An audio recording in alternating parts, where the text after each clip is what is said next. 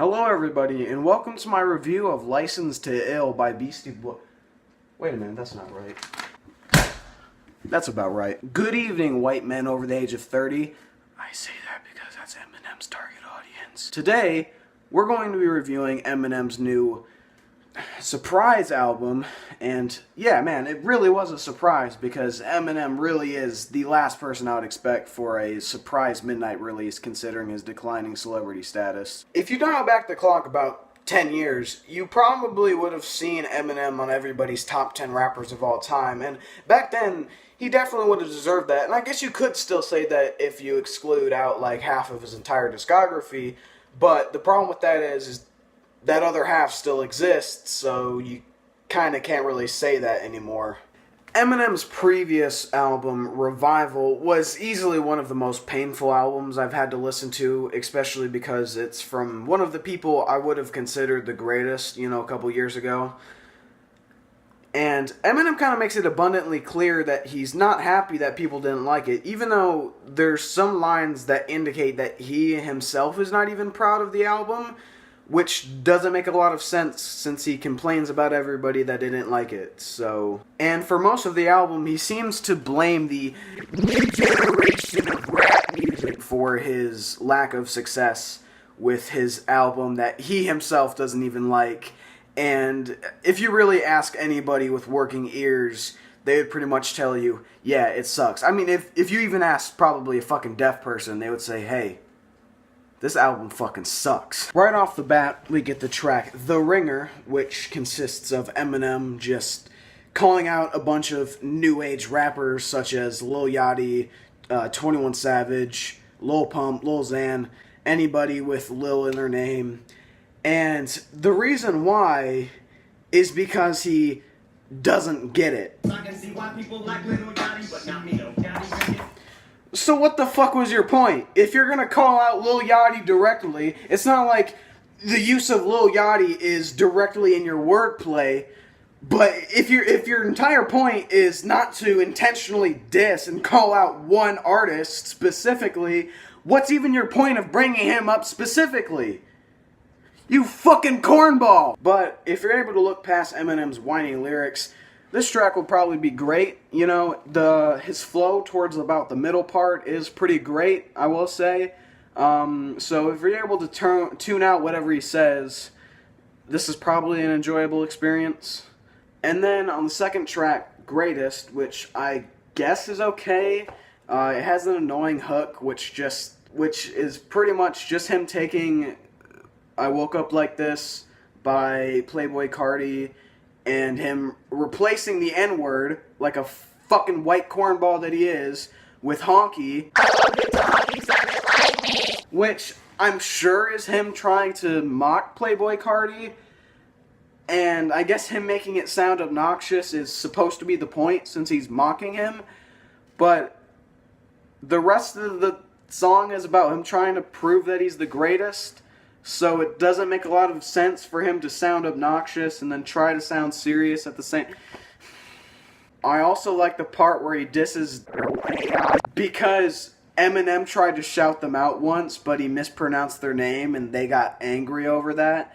And so he disses them because they got mad that he pronounced their name wrong. So I guess that just kind of proves that Eminem is really just calling out everybody that isn't sucking his dick. The next track featuring Joyner Lucas, and also, by the way, there's actual hip-hop features on here, even though there's only 2 of them, and it's not all just pop singers, so I guess that's kind of cool. And Joyner Lucas does bring some interesting flow, but most of the lyrics is just him whining about how he didn't get an award for I'm Not Racist. And then Eminem comes on, and he's whining about the fact that he does have awards, but they're all from the 2000s, and he hasn't gotten any awards recently. Hey, Marshall, maybe the reason you didn't get awards is because your album sucked dick. Next, we get 2 Paul skits, which is a pretty refreshing callback. And then we get Normal, which is just borderline misogynistic, so I'm not really going to go into it. And then we get the second Paul skit, which is Eminem just saying that he's gonna dox some anonymous Yahoo user that didn't like his album. I get it's a joke, but it's whatever. I'm glad that there's a skit instead of another song that's meant to pad out the track list. Then comes Not Alike featuring Royce da 5'9", which I'm not even sure why Royce is on here, dude. You're too good for Eminem. Why are you on this album? And they're rapping over a Take Heath beat, which is literally just the beat for Look Alive.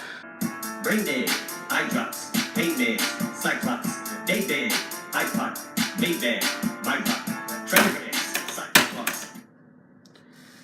Eminem, you poor soul.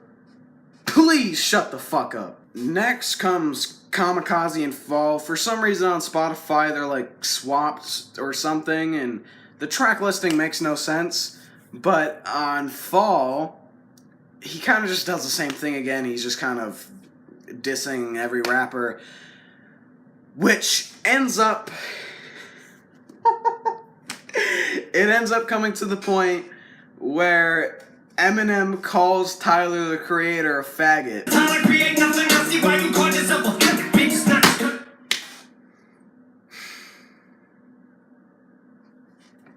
Damn, faggot's a bad word? What? I've been saying it all this time. I thought it was just another word for retard. You know, for a while I was wondering, why is it that Eminem is not the interesting artist that he was before? And I thought for a while it was his anger that he was missing. I thought his anger was the reason he was a compelling artist, but I think now I just realized that's not the case. And that actually, a lot of the time when Eminem was angry, he would be calling out critics that were calling his album controversial and blah blah blah. You know, back on fucking Marshall Mathers LP, he was calling out all those critics, and that was cool because, I mean, back then he had a reason to call out those critics because they were calling an album that was actually pretty good. They were calling it bad, right? But the case here is that it's not, okay? Like, Revival was garbage, and Eminem himself even says that, and he calls out these critics who didn't like it, even if he doesn't like it, and it's really him just trying to recapture what made him an interesting artist. But the problem is that now his anger is making him look more like a fucking idiot, and it's making him fall on his own face. Jesus fucking Christ! Next comes Kamikaze, which is pretty much just Fact 2. And I don't think Eminem understands what made Fact so funny. You know?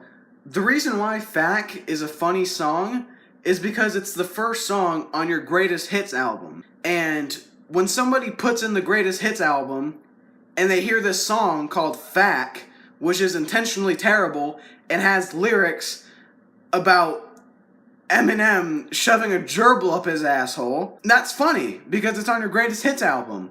But the problem here is that, how do I say this? This album isn't your Greatest Hits.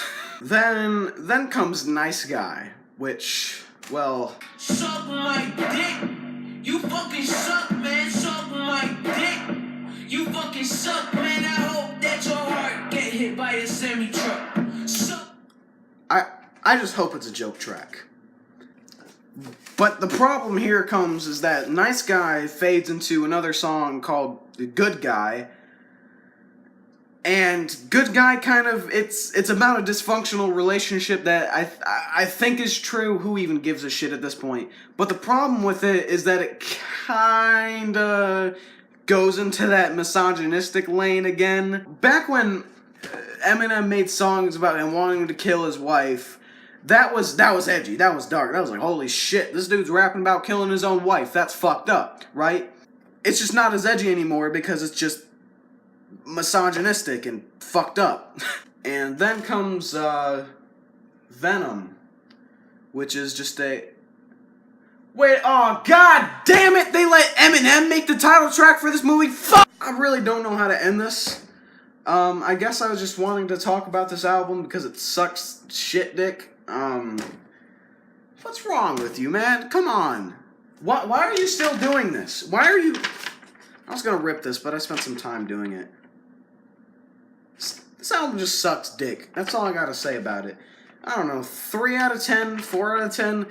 What's the fucking difference? I hope you enjoyed this. If you did, let me know if you want to hear some more album reviews. I was thinking about doing that. If you want to see me do the whole drawing the album covers, I thought this was a fun idea. I kind of want to experiment with this a little bit more. I want to experiment with album reviews because, you know, I feel like reviewing bad albums is a little bit more fun. So if you want to see me do something like this again, just let me know. Yeah, this was fun. Listening to the album wasn't that fun. You might as well listen to like the first 4 tracks and then just stop listening to it if you really want to get anything good out of this. Strong 3 to a light 4. Anthony Fantano, you know, I'm even stealing his whole jig of putting the album cover, but I put my own little twist on it, so I'm cool. I mean, stealing Anthony Fantano's whole thing isn't that bad anymore after PewDiePie and, well, pretty much everyone else did it, so it's not that bad when I do it, right? I'll put it back in. This don't mean I'm gay, I don't like men. I like boobs. Now see that gerbil? Grab that tube, shove it up my butt. Let that little rascal nibble on my asshole. Yeah. I am a homosexual. Meaning? I like men.